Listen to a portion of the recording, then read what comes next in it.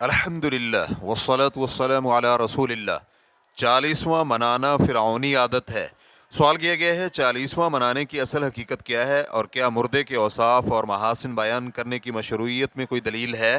الجواب بعون اللہ سبحانہ وتعالی۔ اول، اس کی اصل حقیقت یہ ہے کہ یہ فرعونی عادت ہے۔ اسلام سے قبل فراعنہ کے ہاں یہ معروف تھا اور پھر ان سے دوسروں میں عام ہوا اور پھیلا اور ان کے علاوہ دوسروں میں بھی سرایت کر گیا، اور یہ ایک ایسی منکر بدعت ہے جس کی دین اسلام میں کوئی اصل اور دلیل نہیں ملتی۔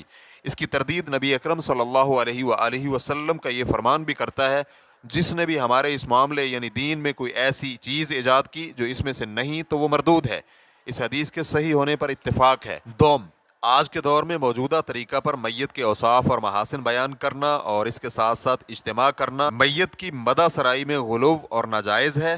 اس کی دلیل مسند احمد اور ابن ماجہ کی یہ حدیث ہے جسے امام حاکم رحمہ اللہ نے صحیح قرار دیا ہے۔ عبداللہ بن ابی اوفا رضی اللہ عنہ کہتے ہیں کہ رسول اکرم صلی اللہ علیہ وآلہ وسلم نے مرثیہ خوانی سے منع فرمایا، اور اس لیے بھی کہ میت کے اوصاف ذکر کرنا غالب طور پر فخر ہے اور اس سے غم کی تجدید ہوتی ہے اور حزن زیادہ ہوتا ہے، لیکن میت کو ذکر کرتے وقت صرف اس کی تعریف کرنا یا اس کے جنازہ کے گزرتے وقت اس کی اچھائی بیان کرنا یا اس کی پہچان کے لیے اس کے جلیل القدر اور اچھے کام بیان کرنا وغیرہ، یہ اس رسا اور مرثیہ کے مشابہ ہے جو بعض صحابہ نے شہدائے احد وغیرہ کے بارے میں بیان کیے تھے، تو یہ جائز ہے۔ اس کی دلیل یہ حدیث ہے۔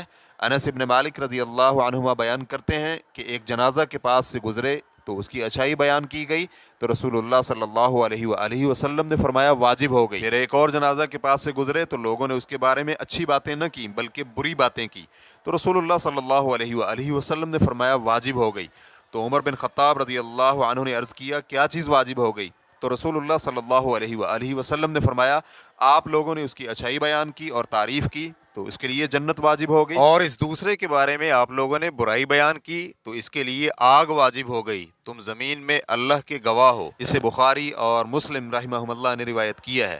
ریفرنس کے لیے دیکھیے مجموع فتاوی و مقالات متنوعہ لفضیلت الشیخ ابن باز رحمہ اللہ، جلد نمبر 13 صفحہ نمبر 398۔